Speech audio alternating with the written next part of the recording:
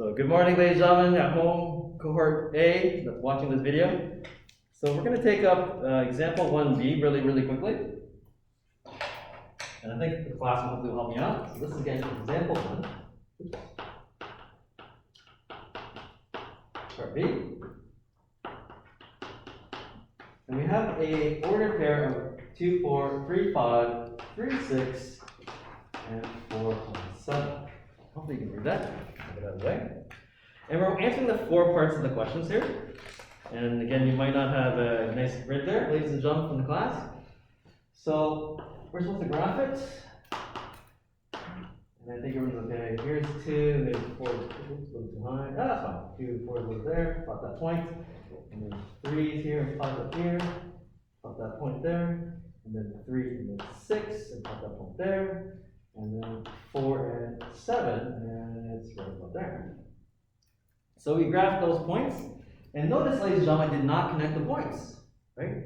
Because these points are actually very discrete. So you have to be very careful about what's given to you in this particular question. So part 2, determine the domain and range for the relation. Any volunteers? This is part 1. Part 2. Any volunteer want to give us the domain range for this example? Owen? Would it be 2, 3, 4? Yeah, so x is equal to 2, 3, and 4. And again, if we were doing it properly, just because I should teach it properly. That's what we got. That's okay, don't worry. What's important is what Owen's saying, ladies and gentlemen. Hope you guys can see me on the screen again. And the range? Different volunteer? What's the range for this question B? Aruna? 4, 5, 6, 7.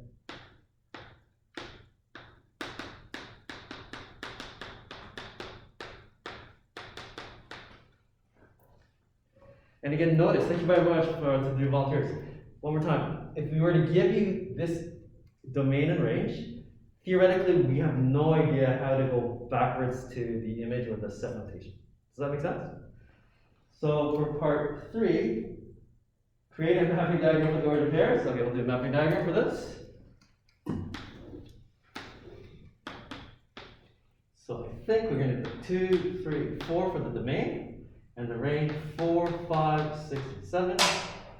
And again, we're getting used to just noticing a different way of looking at data.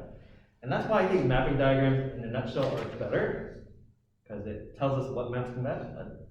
And I think everyone agrees the 2 maps to the 4, the 3 maps to the 5 and the 6, and the 4 maps to the 7. And so we're going to answer the last question. Hopefully it's there. Yeah, good. I'm off screen, but that's okay. Let me slide this over just a little bit. Any volunteer want to tell us to answer the question? 50-50 chance. Is this representing a function or a relation? No, a relation. It is a relation. Because, by definition, thank you very much, Noah, the 3 is outputting not 1 but 2 ranges, right? Or 2 values, 5 and 6. Another way to actually define this, using blue chalk really quickly, and this is for actually us here. Notice if we have a graph, it's actually even easier. And I think some of you see this. This blue line that I draw on vertically, that's called a vertical line, right?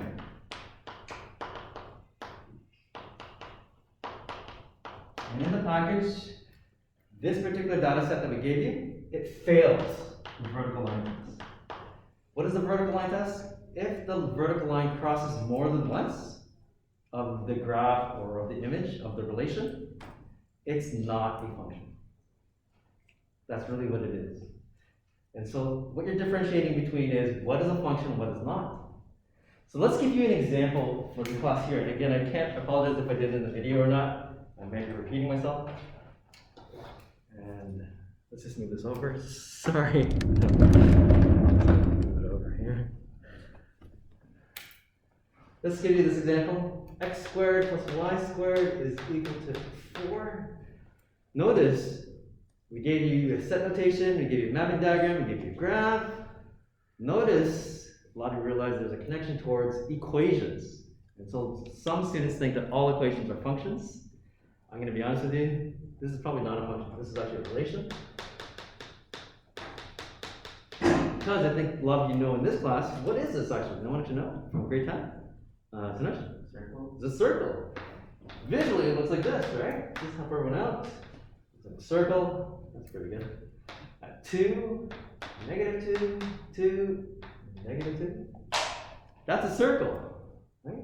And though, notice, if we draw a vertical line, it crosses not once, but twice. So it's just a relation. It just means at this value, whatever this value is, maybe 1.7, there's not one but two y values, right? Any question about this portion of now connecting everything about domain, range, functions, or relations? Any questions before we get to example 2? Any questions? All right, can I erase the chalkboard?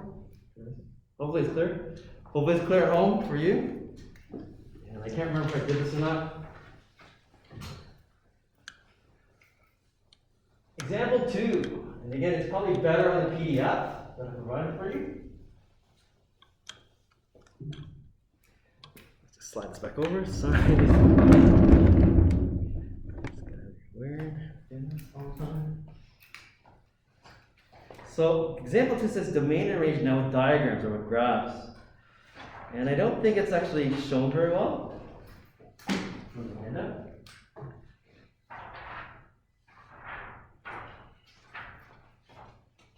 And that's why I think the PowerPoint videos, PowerPoints are a little bit easier.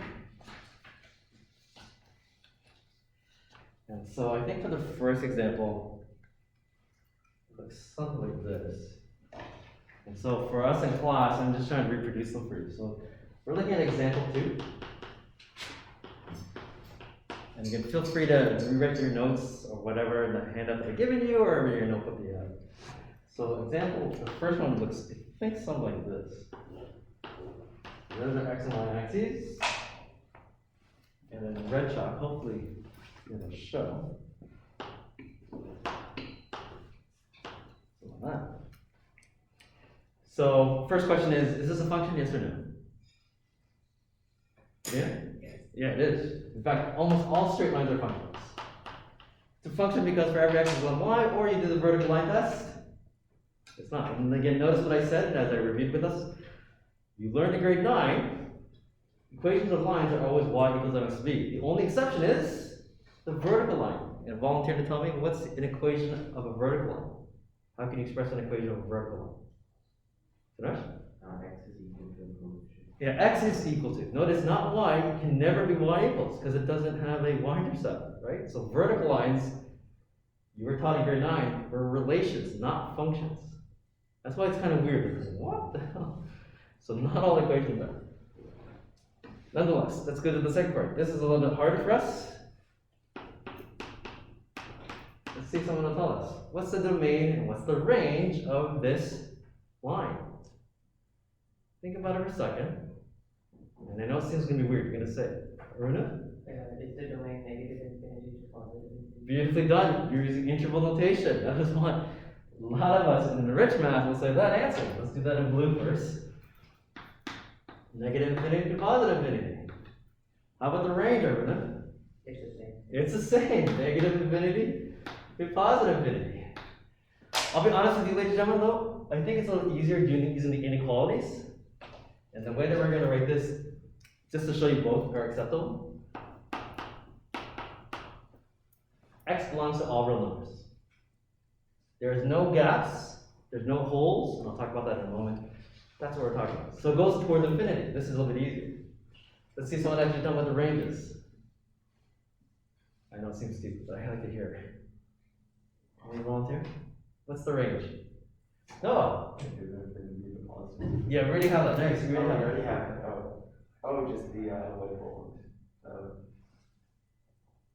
Sorry, I just can't hear you now. Wait, sorry.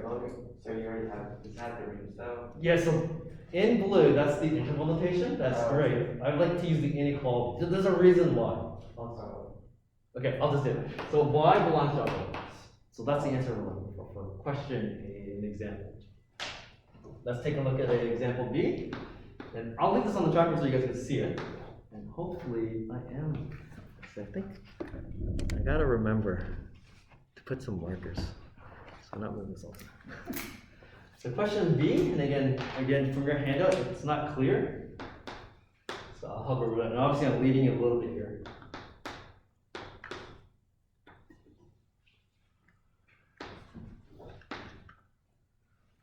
So let's answer the first question. Is this a function? Yes or no? And I should use red. Sorry, I should use red. So, oops. That's pretty good. Hey, look, pretty good. So, is this a function? Yes or no? Yes, it is. It's still a function. Function!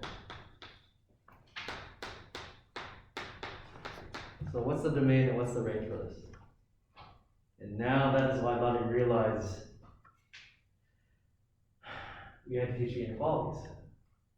So don't have to give me the integral notation first, maybe use the inequalities first. How would you describe this? Dinesh? Parentheses, negative infinity, comma, 4. Okay, so again, we're getting the integral notation first, which is fine. And then like x is, every Not exactly. Anyone have an idea? So this is the subtle part, ladies and gentlemen at home. Given a graph, to help everyone out, I know we talked about the main and range as the inputs and outputs or x values and y values. You can think of this as, where are you seeing, or in terms of the domain, where are you seeing this image along the number line of the x-axis? That's really what I'm asking. Can you? You say x is less than 4. Nice. Because if you were just to talk about the x component, the horizontal component, ladies and gentlemen, I'll just draw it over here. This is the horizontal component. Everybody agree? I don't see it beyond 4. It means it goes all the way to 3 point, like number that's less than 4 is 3.999, 3.98, 3.97. How about 3.999? But not including 4. And definitely not any 5 or 6. So we have a hole there. So that's how you write this. That's why the integral notation, in some sense, is a little easier, ladies and gentlemen, because you just translate it backwards and forwards. This is actually the answer we're looking for. How about the range? Different volunteer. And again, if you're not too sure, the range is the context of the line segment, or the number line along the y-axis, or the vertical component. Owen. Y is less than 6. Nice. Notice, oops, I choose a different color.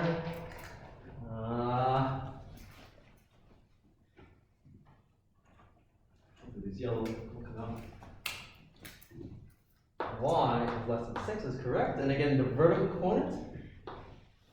You don't have to draw these by the way. So this is just a teaching tool that Ms. Brown, a former math teacher here, kind of illustrated. So even though the function was the one in red, everyone agree? I'm just kind of breaking this out into two components, the horizontal and the vertical component. And again, to write the integral notation, what do you want to try? It would be parentheses bracket, negative infinity, comma 6. Nice. It's a little hard to go around. It's going a different direction, but you're going less than towards the negatives, right? And that's what you're doing. So one more time, ladies and gentlemen, this is the integral notation. And these are the components.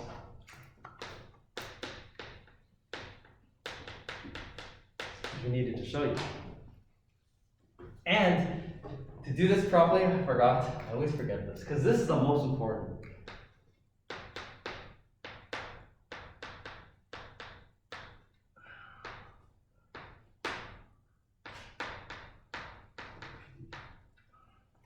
Which the PowerPoint definitely explains it.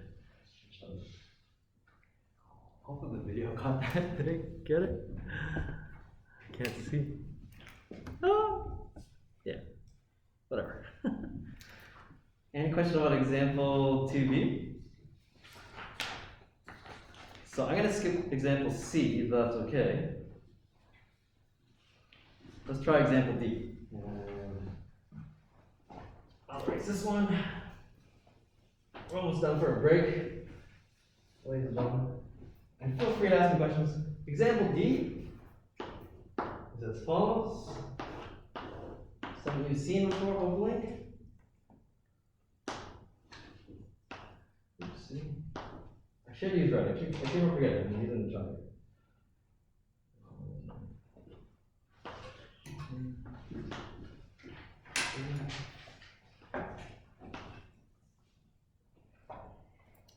Let's answer this question, ladies and gentlemen, for example D. Let's get someone new. Is that okay? Fiona, you want to try? I'll give you a really straightforward, give a 50-50 chance. And if you make a mistake, who cares? Who cares? Is this a function? Yes or no?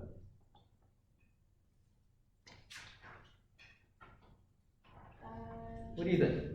Take a wild guess. 50-50 chance. She's got 50-50. I bet. Function? It is a function. It's a parabola, right? It looks like a parabola, quadratic, right? And just to let you know, again, it's probably easier on your handout unless you didn't take an image. If you did a vertical line test, it only crosses once, right? It's not going to cross more than once. So you're correct. One more time. This is a function. And it looks right down because it satisfies the vertical line test. Am I going too fast, ladies and gentlemen? Am I going too fast? I don't think so. So let's get to the domain range.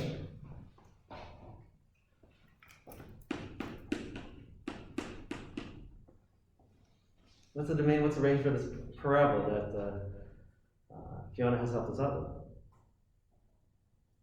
Oh, and again? Domain is x belongs to R. Nice.